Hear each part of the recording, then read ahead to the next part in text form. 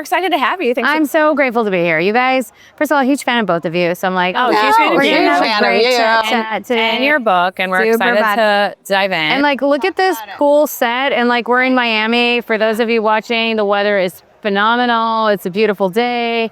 Deep down, we're sweating, but you know, we look good on the outside. Yeah, we've done a little zhuzhing on the face. On the inside. Yeah.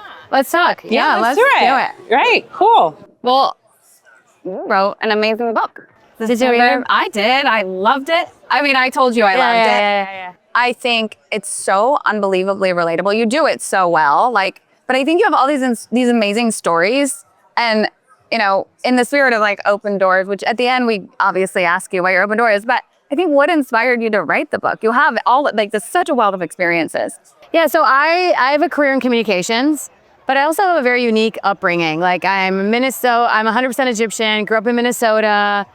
My parents had MS and ALS. I had a lot of things that happened in my personal life, and I really wanted to find the balance. And actually, I was like, am I writing a leadership book? Am I writing a memoir? And then I kind of wanted to blend both. And all the publishers were like, no, we don't do that. We don't do like, you know, personal and professional. I'm like, well, that's how we live. Yeah, exactly. Totally. That's how we live. To not have any part of your So personality. I said, okay, I'll make it a leadership book, but I'm also going to put my personal stories in it to bring that to life, because that's the grit and the things that happened to me that became how I became. It wasn't what I did, it was how I did it. Yeah. And I said, well, how can I put it in a playbook where people can take these tools, be a value creator, how to build relationships and networks, and actually put it to work for them. And I'm proud that it's a bestseller. That means that a lot of people bought it, but I get a lot of feedback about how it's helping them. Yeah. And I'm like, that's for me is so rewarding. Like they're actually doing something with it. It's not just another book. And so that was sort of the inspiration for the book, is I wanted to tell my story, and I wanted to bring it to like real practical experience, not just like theories of how to do things. Sure. There was things that I struggled with myself. Like when I doubted myself, or when I got asked to do something I'd never done before. Of course I said I can't do it, but just for anyone listening, if you've never done it before, how do you know you can't do it? What I learned is I could do it. Right. Yeah. Right. Yeah. And how do you, I guess like one of the questions I have for you is like self-reliance. There's a part of it, and the way you talk about it, it sounds like it's very much about faith a little bit, and like faith in yourself, faith that if you do the work, you're going to succeed. Yeah. So like, how do you think about that? Like, you know, getting that faith in yourself and the faith to try it, and then it's going to work out or not. So much about the book. So when you see the word self or self-reliance, everyone's like, oh, it's about being selfish. Like she's teaching us how to just rely on ourselves. We don't need anybody else. I can do everything because I know best, or I have all the energy and power to do what I want to achieve in my life. The book is actually the exact opposite. It is about having faith that it starts with you. And that's why I put investing in yourself. I'm like, you are capable of doing things. Instead of me saying, hey, Lauren, you know those relationships you built a lifetime building up? Can I borrow those for something I need? I want you to know how to build your own relationships. And that's powerful. That's not making you weak. It's making you valuable to others, because you come to the table with relationships. You know people, you have network, you have a contact. And so that's what I teach people in the book to do, is like, how do you build your own relationships? How do you become a power player? How do you get into those rooms so that you don't have to beg someone to bring you along with them? You're fully capable of doing it yourself. I don't come from money, power, influence. Yeah. I don't but I get into the most powerful rooms and I meet the most powerful people, and I'm able to stay in those rooms because I have confidence, because I'm able to deliver. I know how to create value for people, and I learned the art of building a good relationship. Yeah. I think it's interesting that to your point of like, self always implies this as like self-serving, selfish. Yeah, like, right? completely. It has this weird, the root word has, it's like a negative connotation. But in reading the book, you know, you place a lot of, it's almost like a place of service. Like, how can I create value for you? What is it that you're, you know, needing, looking for? What is going to help you? And then that is sort of the conduit into a relationship like you're talking about. Can you talk a little bit about, like, how do you nail down the principles? Like, you have the 7 rules. Like, how did you really start to ascertain, like, this is a principle and this is a principle? Yeah, so when I started to think about writing this book, it took me like 7 or 8 months to just think through the concepts and the ideas and the stories and how I was going to structure it. And writing it was pretty fast, but that part, it ended up being 7. So my lucky number is 7. Okay. I'm born on the 7th of November. So like 7 was my number. I'm like, this is meant to be. A lot of it was faith that I felt like if it was meant to be, this is how it's going to come out. But I thought about what did I do that was a through line in my career. How many people never take pause and sit back and say, what did I do and how did I do it? Like, that was hard because you're successful in what you, both of you are successful in what you do, but did you ever take time to think down and say, well, how did I do that? Well, I learned how to create value for people. I learned how to like lean into like making myself sticky to them so that they wouldn't want to work with anyone else but me because I was so good at delivering and so good at adding value to them. And so I started just thinking through what are the things that faced in my life. The rule number 3 is don't be a waiter. Yeah. And I was talking to a friend and he was just like, you know, I was like going to my job, doing things, coasting through life. You know, I wasn't unhappy, but I was just like going through the motions, wake up, work out, see friends, go to my job. And he told me that I was a waiter and I was kind of mad. And I'm like, what are you talking about? He's like, you're waiting for Mr. Right. You're waiting for your boss to give you that project that's going to give you a rock star. You're waiting for opportunities to just show up because you think you deserve them. So you should get them. And he was right. And I was mad. And how many times are we waiting till we lose 10 pounds or waiting till we get more money in the bank account? So I thought that was a principle that a lot of people faced, that we often are just waiting for the right time. And my message to you is don't wait for the right time, you know, just start. Yeah. Yes. And I think you do a lot in terms of personal branding. And I know that you're very passionate about creating your personal brand. And I think a lot of what you do is you provide value to the audience that's watching you too. It's like you're providing value to the people that you work with and the relationships, but you're also providing value to your audience. How do you think about having your own personal brand and why that's important? Yeah, it's what my next book is going to be about. Because I think it's that important. Anybody listening to this show who has a job, who is on social media, who wants something more for themselves has to think of their personal brand. And I put it in the context of reputation. And don't you care about your reputation? Right. Everybody has the ability to share their expertise with others. And this conversation I had a while ago with a journalist, and she's like, I don't think everyone has something unique to offer. And I said, yes, they do. Right. She said that? Yeah. Gail King. Wow. Oh, wow. Yeah, she's like, I don't think everyone has something unique to offer. And I said, no, people do. It's in the interview. It's online. You can see it. But yeah, I feel like everybody does, right? Think about, we have a remote working environment. You're not only competing with everyone in your city, you're competing with anyone with the internet connection around the world. AI is here, not just coming, it's here. How are you going to be able to compete on what AI is able to do? You need to stand out. You need to know what your unique selling proposition is. You need to know what's really strong about how you work. Everybody cares about trust. We live in a trust economy, right? We don't live in an attention economy anymore because the loudest person in the room doesn't get the attention. Yeah. Just because you have a lot of followers doesn't mean you have a lot of influence. Yeah, absolutely. So you really need to think about how do you create trust with people. So you need to do that through relationships, through building your personal brand, through your reputation. It matters more than ever. Yeah. More than ever. Yeah. And so I think there's a lot of reasons why you need to be building your personal brand, but I think the number one reason is you have expertise to share and you have access to the internet for free to build your brand now. And back to what you were saying about don't be a waiter. It's like you have to start somewhere. You have to start making it. You already have. Take the first step. Take the first step because you already have a reputation, so you might as well own it. Yes, exactly. But and the other thing is being intentional about it because if you don't, somebody else will, right? So let's say you're like, Maha, I'm not a brand. I don't want to be posting on social. That's not who I am. Great. At least have your presence be something that when someone looks you up, it's what you want them to see because you put it there, not something somebody else put. So have a presence on LinkedIn, clear photo, email, all your contacts. Same for if you want over your Instagram, if it's private or open. But just make sure when someone Googles you, it's your digital resume. People are looking you up. So make sure that you are intentional about what they find is what you put there. Yeah. Do you think, I think about this a lot because I love to create, but I have like some version of imposter syndrome, right? Which is like this idea of like, well, what do I have to say that people would care about? But I like it. I like to share. So I do it through that lens. And that's how I kind of like forge through my own discomfort.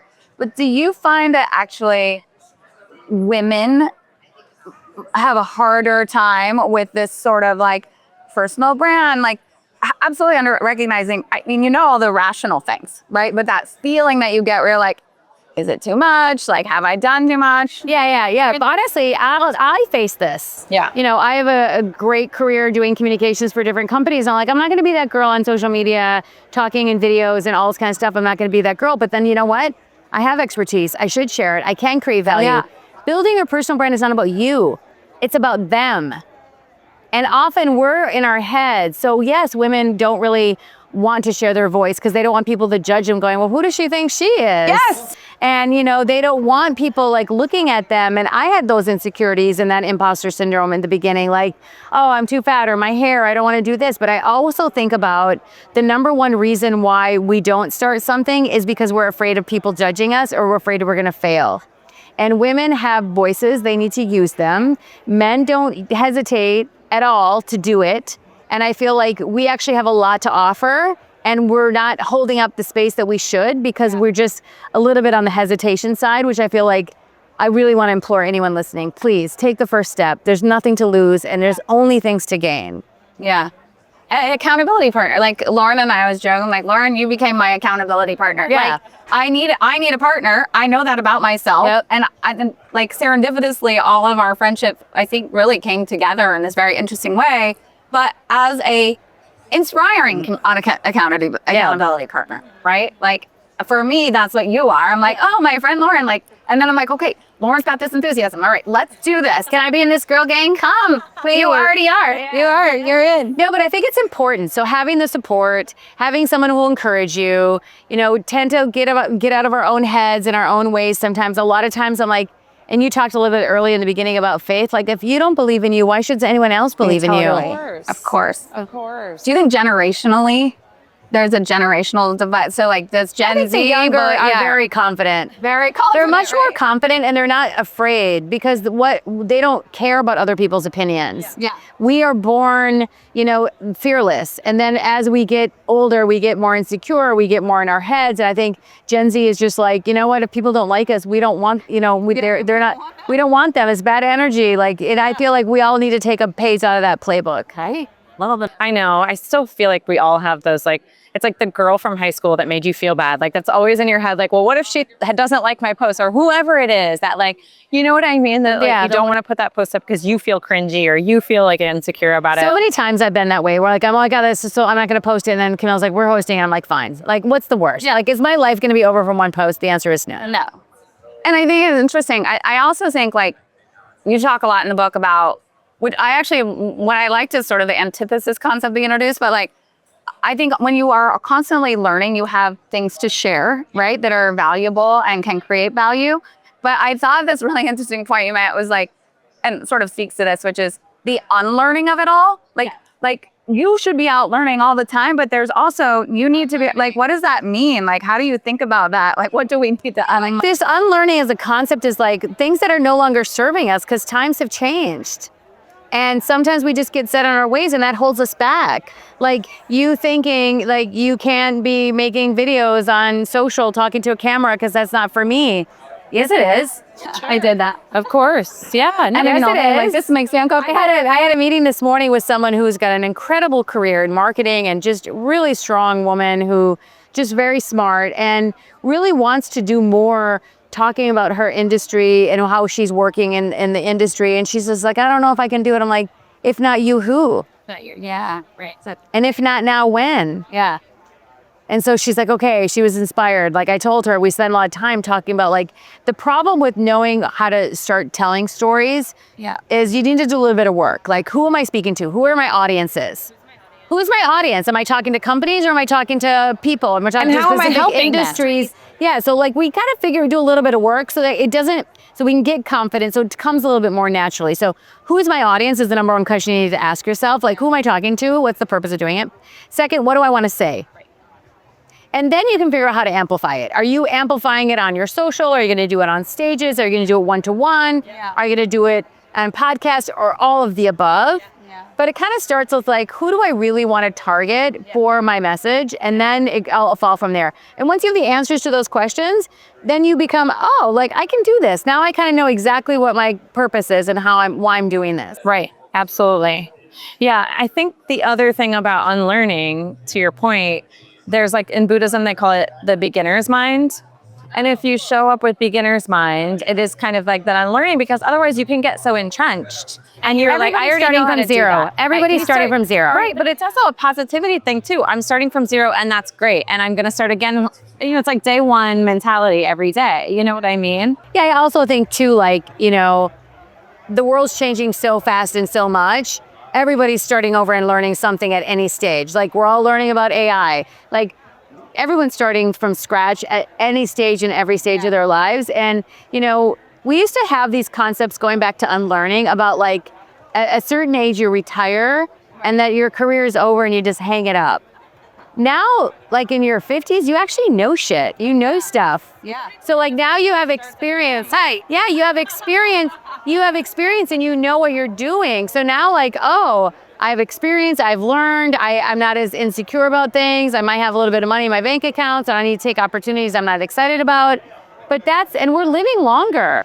And AI is gonna accelerate everything that we're doing to a speed and level we've never seen before. So I feel like we need to take advantage of like, I'm 55. I'm like just getting started. And I don't think that's an age where before 55 is when you retire. Yeah. At any stage, in any age of your life, you can reinvent yourself because of the internet and because how the world works. Yes. I was and if you're last passionate week, and hungry, then there's no ceiling.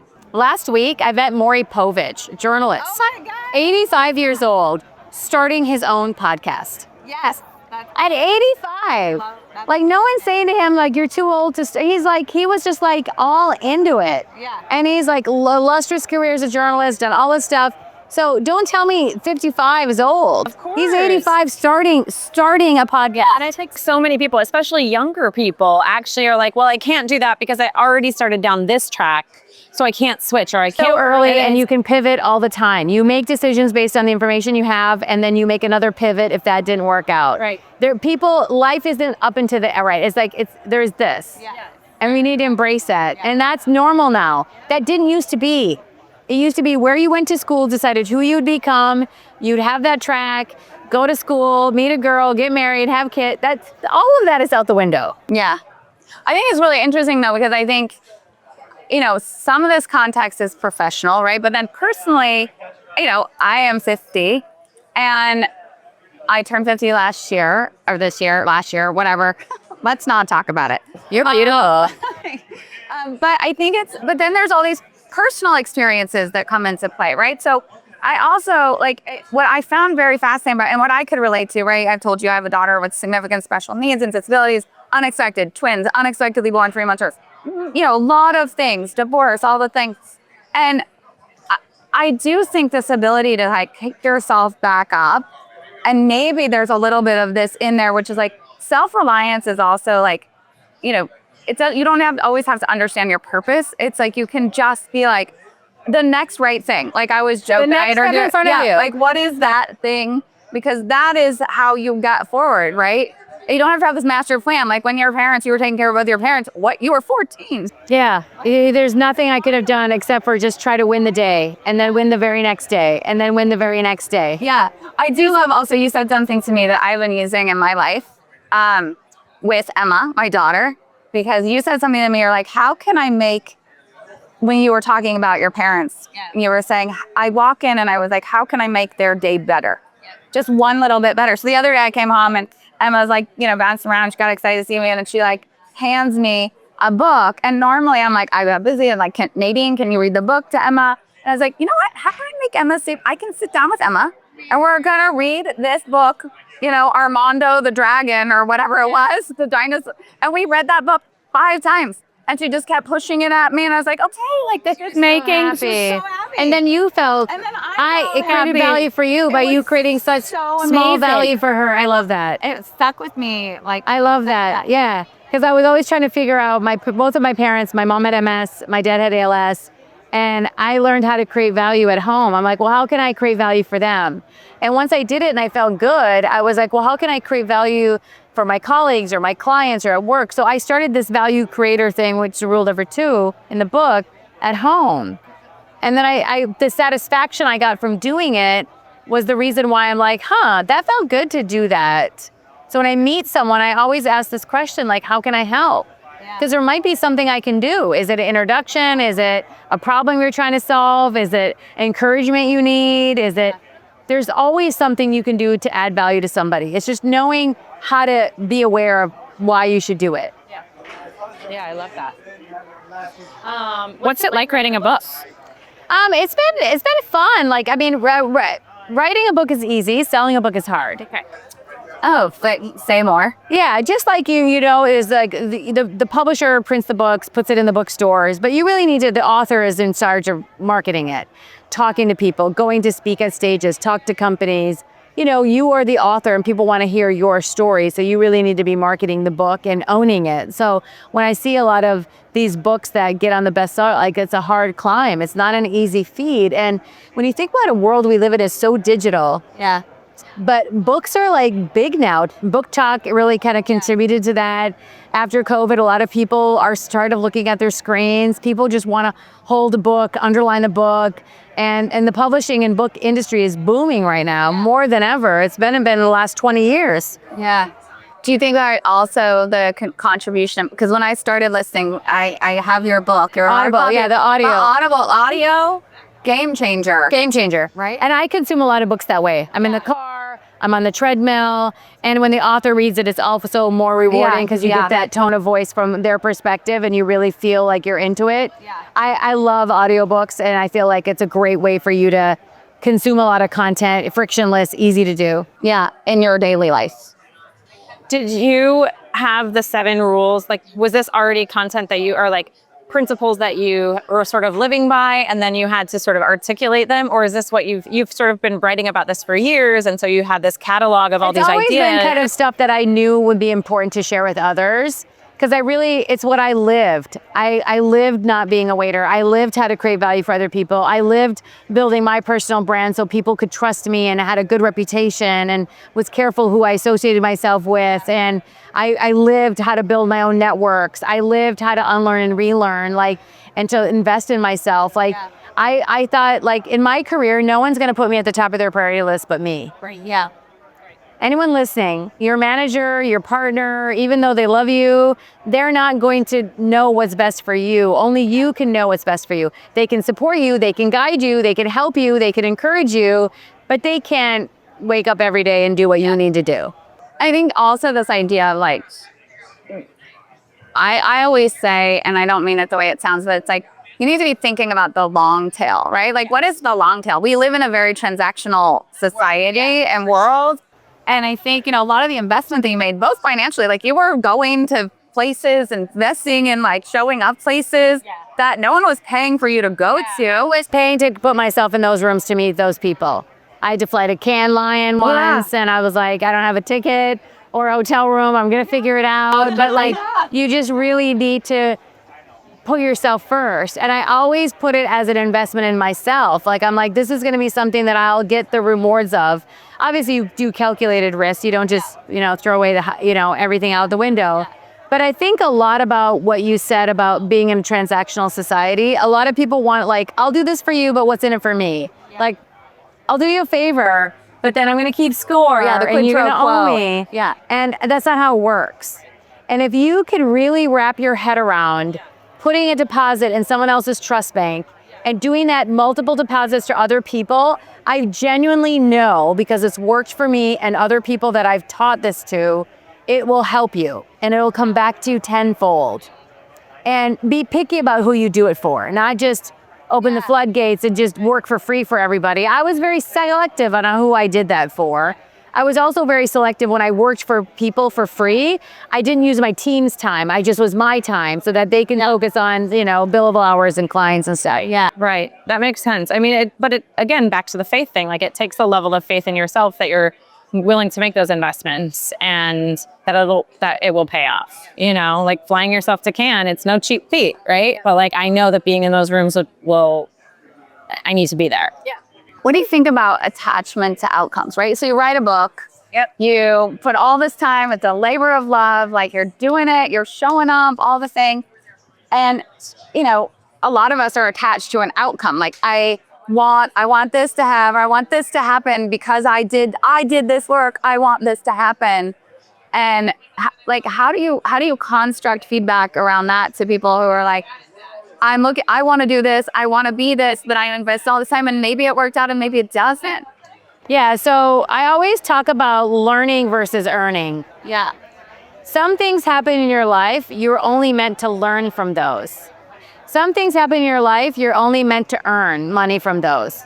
So in the matrix of life, which is I can sit at our age, our viewpoint, we can look back and say, we're gonna make decisions that aren't gonna work out for us. Yeah. But we might get learning from that is extremely valuable. And I tell a story in the book of, I moved to Egypt, I was 27, didn't have a job, didn't have any network, didn't have any relationships, and I got asked to be a secretary for a billionaire. And I was gonna earn no money, it was a title I didn't want, it was a job I didn't want, but it was gonna give me a tremendous opportunity to learn. Yeah. And I took it. And I didn't have an attachment to an outcome of like, what if I just end up being a secretary the rest of my life? Right. I knew better. I knew that I was gonna take this role just to get my ground floor of the elevator so I can ride the elevator up, but I needed to get in the elevator if I wanted to go up. Yeah. And so I knew that it wasn't gonna define me, that on my CV it would say I was a secretary, because it was. Yeah. I wasn't attached to the outcome of like, for the rest of my life, people are gonna put me in the box as a secretary. Right. I was like, how can I take this job and elevate it to what it needs to be? And the only reason I'm gonna be able to do that is if I decide to get on the elevator. Yeah. And I did. But that's smart as a 27-year-old. I don't know that I was I didn't that have wise. the wherewithal. My dad basically forced me to take this job. He's like, you gotta take you this. also get forced to do this. Yeah, my dad was like, you don't have any other choice, and if I were you, you're gonna learn a lot, just take it. And I did. I took his advice. Because I was like, this is the worst idea, I'm not doing it. But that's the matrix on attachment to outcomes. Yeah. Think about opportunity to learn versus earn. Yeah, I love that. Because I've been doing this thing called the artist's way, which is I've seen the book. unlock your creativity. And one of the things she says is it's not all of the things that happen after you're up to you. They're not really your business. Yeah. Your job is to create and to make something and to do something and to go to start on the first step. Yeah. And the results aren't your business. And I'm like, that's very freeing. Yeah. You're not attached to the outcome. Like if you work hard, you bring value, you have the right intentions, and you're gonna do the right thing, that's all you can control and that's all you can do and you should do. Yeah. And you might take a job and you may not give you the promotion, but you met 4 or 5 really strategic people during the course of your career. That might be your next big thing. You don't know. So just show up and deliver and bring results, and then you can figure out what the next step is. What is one of your favorite stories? Like, so someone read your book and they were like, Ma, you changed my life. Like, what is one of your favorite stories of someone that's read the book? Yeah. I mean, there's been so many, but I get incredible DMs and messages and emails from people that have read the book. But it's mostly on the line of showing up for yourself. Interesting. Yeah. And I don't have confidence. I'm like, well, if you take action, you'll get the confidence. Action, 100%. And I think that's what everyone's told me is like reading it gave me confidence. Reading it allowed me to trust myself. Yeah. Because the limiting beliefs and negative thoughts that we tell ourselves are really the reasons we can't achieve the things we want. Yeah. And I have them, you have them, everybody has them. So it's how do you just drown it out with more of the stuff of like, I got this, I can do this. Let me give you an example. I've never been to this event possible. Yeah. Huge event, 5,000 people. I know a few people, but I don't really know people here. Yeah. And I'm like, my team's like, oh, how's it going? I'm like, I'm just walking up and meeting people and just getting to know new people and just have fun. Like make the most of it. You're here. Who cares if you don't know anybody? Yeah, just really, and it's not a confidence thing that I have, but I'm like, I'm here. There's opportunities everywhere I look. Yeah. Am I gonna just sit in the corner and drink my coffee? Or am I just gonna go talk to people? Yeah. I used to say like surrender to the experience. Yes. Right? Like just, I went on a cruise, a summit at sea, like in 2016. You did? 2016. I was the CEO of this agency. I didn't know anybody. And I'm like, got the invite. I'm like, you know what? I'm going to go. I ended up on a boat with like 3,000 people. I ran into like old friends, like all these people. I had the best time, most interesting Because you said yes. Yeah. It was for me, it was a very you weren't afraid transformational moment. But I wasn't afraid, but I was nervous. Right. Like, Or you didn't let it fear paralyze you. Yeah. No, If you I was felt like, you know nervous, you what? still I did think it. this will be very interesting for me. I'm definitely going to learn something one way or the other. Yeah. And here we are. So there you go. It could have been a learn or an earn. Yeah, But and I met a guy. I walked up to him afterwards. He ran a PR agency, very famous PR agency. And I saw him speak and I was like, I would like to talk to you. And he's like, great, fly to New York, meet me at 7 a.m. for breakfast, and we'll talk. And I almost went to work for them. Oh, wow. Yeah, like it was a wild experience. I was like, okay, like this is how it works. very full. Yeah, it was. You just super have to cool. say yes more than you say no. And the reason we say no is because we just are afraid or we don't have the confidence. So like, I think that's of all the stories I can share. It's like, that's the underlying theme. Yeah. Well, I think it's so wonderful. I think it's great. We always end our podcast with, there's this Jay Shetty quote that we love that's find the open doors in this life and walk through them. So we always end with an open door of the week or a closed door. So if you have one to share. I think the open door that I want everyone to think about, which I'm thinking about, is curiosity. How can you be more curious about the world around you, about people you're meeting, about events like this? I think if you can just be curious about something, you don't know what the opportunity will present itself to you will be. Yeah. I'm lucky. Oh, as you know, I have a lot going on. I sold my house last week. Oh, wow. But That's a big one. Believe in timing. When the right things and the right people are meant for you, they will present themselves. And I sold my house, decided to move to Manhattan Beach, all because of a gut feeling. And we found a house, serendipitously lined up. We're moving on Wednesday, sold our house, like new chapters, fresh starts, but based on the fact that I had a feeling and I followed it. And I'm so excited. Listen to your intuition. Yeah, absolutely. Yeah.